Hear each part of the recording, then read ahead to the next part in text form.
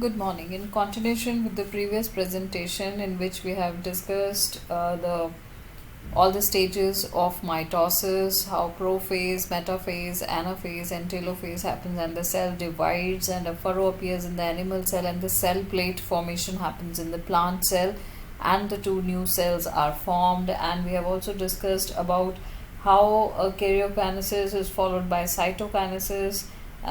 Sometimes it is not followed in some cells, and the multinucleate condition it also arises due to the formation of syncytium, like in the endosperm of liquid endosperm of coconut. Now, what is the significance of mitosis? Mitosis is an equational division, and it is restricted to the diploid cells, but in some lower plants and in some social insects, the haploid cells they also divide by mitosis. So it is very essential to understand the significance of this division in the life of an organism. We are aware of some examples where we have studied about haploid and diploid insects. So mitosis usually results in the production of diploid daughter cells with identical genetic complement, and the growth of the multicellular organisms is due to mitosis. And cell growth it results in disturbing in the ratio between the nucleus and the cytoplasm. It is therefore become essential for the cell to restore the nucleocytoplasmic ratio. So a very significant contribution of mitosis is cell repair, and the cells of the upper layer of the epidermis and cells of the lining of the gut, the blood cells, they are being constantly replaced. So mitotic cell division in the meristematic tissues, the apical and the lateral cambium, that results in the continuous growth of plants throughout their life. Now, the second type of division that we are discussing here is meiosis, the production of offsprings by sexual reproduction that includes the fusion of two gametes and each with a complete haploid set of chromosomes. So the gametes they are formed from the specialized diploid cells, and these special kind of cell division that reduces the chromosome number to half results in the production of haploid daughter cells, and the kind of division is called as meiosis. So meiosis ensures the production of haploid phase in the life cycle of sexually reproducing organisms, where the fertilization restores the diploid phase. So we come across meiosis during gametogenesis in plants and animals, and this leads to the formation of haploid gametes, which is the key feature of the meiosis. Meiosis involves two sequential cycles of nuclear and cell divisions, that is called as meiosis 1 and meiosis 2, but only a single cycle of DNA replication. Meiosis 1 is initiated after the parental chromosomes have replicated to produce the identical sister chromatids at the S phase, and meiosis involves pairing of homologous chromosomes and recombination between them. So here you can see the pairing of recombination and the crossing over between them. So meiosis involves, we know that in the pairing of homologous chromosomes and the crossing over recombination between them, 4 haploid cells they are formed at the end of the meiosis 2. So meiosis events can be grouped under the following phases: prophase 1, metaphase 1, anaphase 1 and telophase 1, and so is the case with the meiosis 2 also.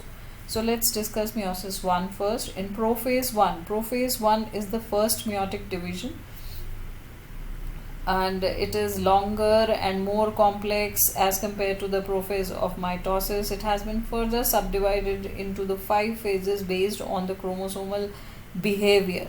These can be lactotine, zygotine, pachytine and diplotin. During lactotine stage, the chromosomes they become visible under the light microscope, and the compaction of the chromosomes continues throughout lactotine, and this is followed by the second stage, which is called as zygotine.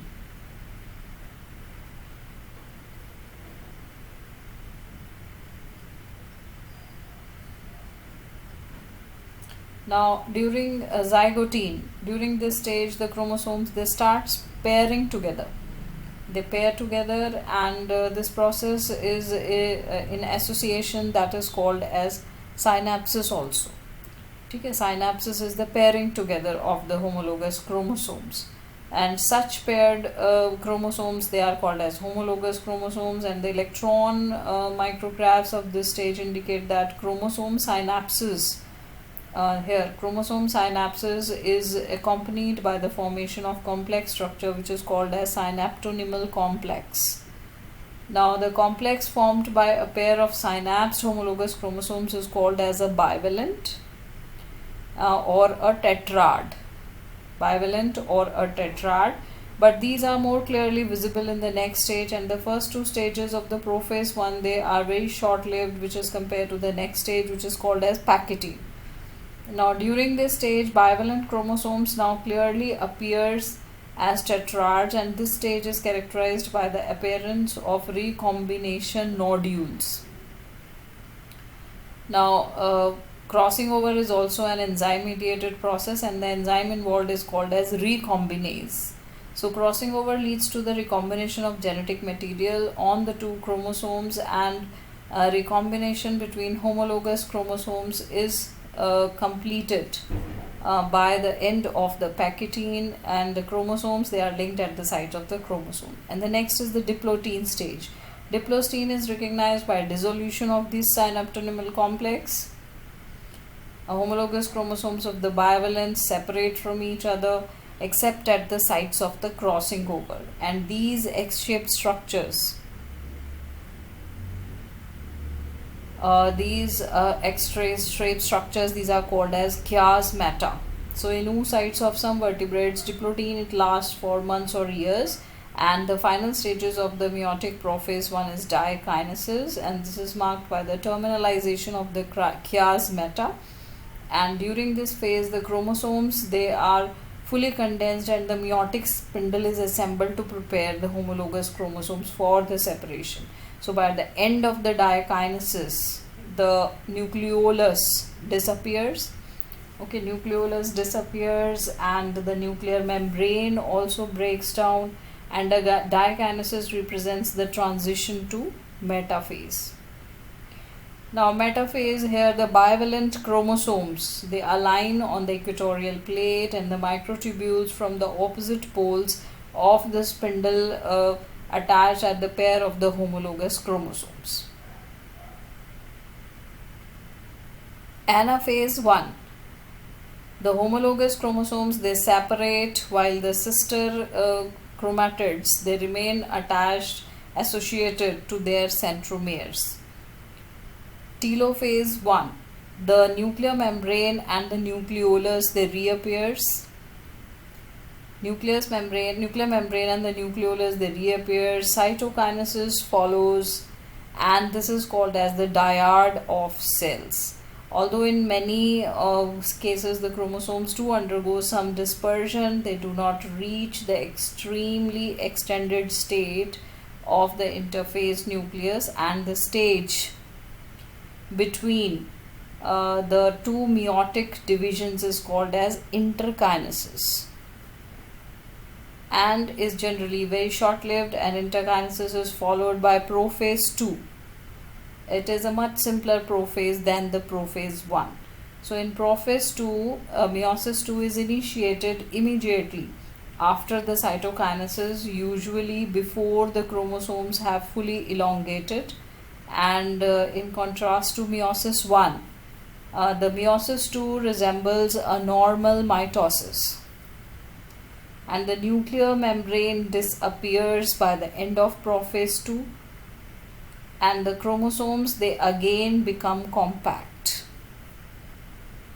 In metaphase 2, at this stage the chromosomes align at the equator, and the microtubules from the opposite pole at the spindles, they get attached to the kinetochores of the sister chromatids. Anaphase 2.